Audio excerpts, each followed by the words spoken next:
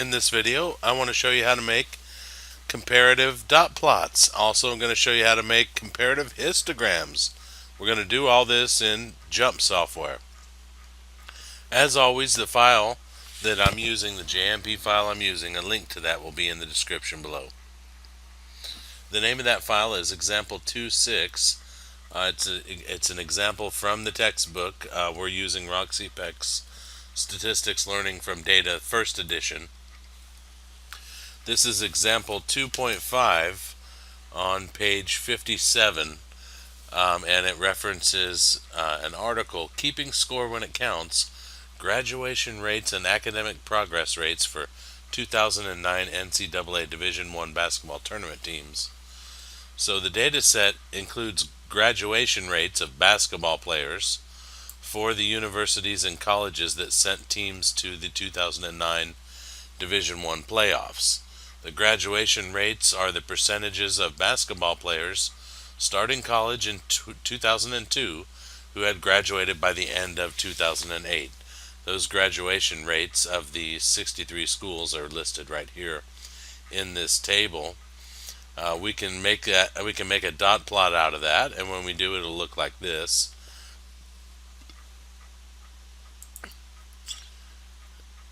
We can also make a comparative dot plot, and I'm about to show you how to do that using JMP or JMP software. And let's go ahead and take a look at example 2.6 here from the book on the next page, page 58. 58. 2.6. So the article that we just talked about in example 2.5 also gave graduation rates for all student athletes at the 63 schools in the 2009 Division I basketball playoffs. So the data, all that data is listed below. Actually, it doesn't show all the data in the table, but if you have the actual textbook, it shows the entire data set, and we have the data set in a JMP file. So it's the graduation rates of the basketball players from each school and the graduation rates of all of the athletes at each one of those schools. They've also included another column of information which subtracts these two numbers. So it takes the all athletes number percentage and subtracts from that. It subtracts the basketball percentage from that. So this last column is the all athletes minus basketball percent. So it just takes this 75 minus 63 is 12, 57 minus 56 is 1. So this last column just gives the differences between all the athletes and the basketball. Okay, so what we want to do is make a comparative dot plot exactly like what she's got in her book, exactly like this one here. You can tell from these, comparing the two dot plots, as she's saying here, there's some striking differences that are easy to see when the data is displayed this way. The graduation rates for all student athletes tend to be higher and tend to vary less from school to school than the graduation rates from just basketball players. So what we want to do here is show you how you can get this picture, how you can get a comparative dot plot and using JMP. So let me show you that now. I'm going to load the file here. It's example 2.6. So once you've got the file open, just click on Graph and go left click on Graph Builder. Over here in the variable column, I'm going to take the type variable. I'm going to left click and hold and drag that over to where the Y variable ought to be. And then the graduation rate variable, left click on that and hold. And I'm going to carry that over to where the X variable ought to be. Okay, and then I'm going to come over here where it says jitter.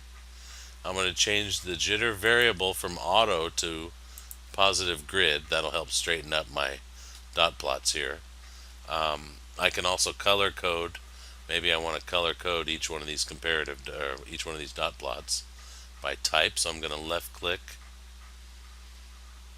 type and drag it over to where it says color, drop and drag it into color. So that'll and maybe what we want to do is get rid of this differences. We can get rid of the differences dot plot. One way to do that, if you're not interested in doing that, don't do that. But if you are interested in getting rid of that and just looking at the two, one way to do that would be to open up the data file. Okay, and I'm scrolling down, and I'm looking for the type where it's all the differences. Okay, so I'm going to grab all of the entries. I'm going to left click and hold and drag and highlight all of the entries in the table that are associated with the differences, and then I'm going to right click on that. Okay, I'm going to right click over here on the cell number, and then I'm going to check or left click on exclude. Okay, and what that does is it puts a red circle with a line through it for each one of the cells that I've just excluded. So I've just excluded from my table all of those differences. And when I go over and I look at my graphs, where are they? In my graph builder, you can see that the differences have all been excluded.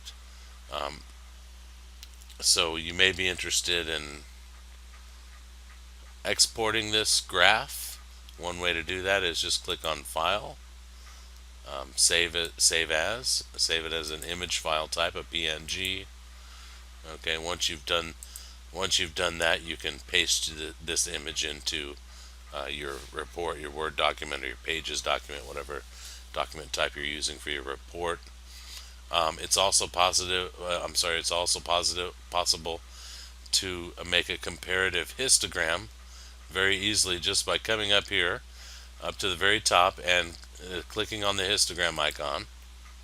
Okay, and now we've got a comparative, not a back-to-back, but a comparative histogram. So this is a good way, an easy tool here that allows us to compare the graphs of quantitative data.